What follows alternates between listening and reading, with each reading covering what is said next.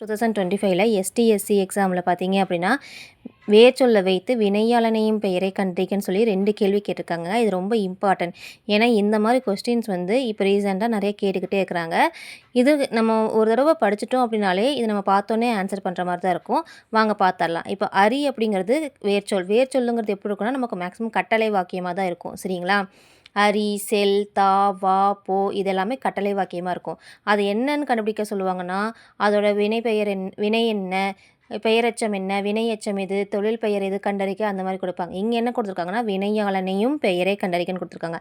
வினையாளனையும் அதிலே கொடுத்துருக்காங்களா, யாளனையும் அப்படின்னு கொடுத்துருக்காங்களா, அப்படின்னா அந்த வினையை செய்பவரை குறிப்பது. சரிங்களா? வினையை குறிக்காமல் அந்த வினை யாரால் செய்யப்பட்டதோ அவரை குறிப்பது தான் வினையாளனையும் பெயர் அப்படின்னு சொல்கிறாங்க.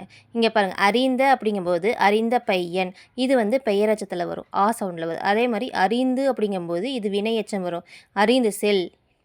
சரிங்களா? அதனால் இது வினையச்சத்தில் வரும், இது இல்லை. இங்கே கீழே பாருங்கள், அறிவார். இங்கே அறிவார்னு ஒரு பர்சனை குறிக்குது.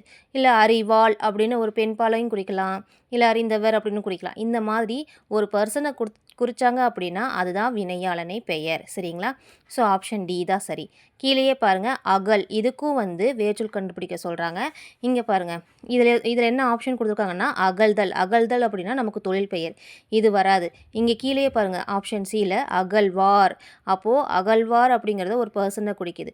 ஸோ இதுதான் அந்த வினையை செய்பவர் குறிப்பதனால இதுதான் வினையாளனையும் பெயர். சரிங்களா? நன்றி.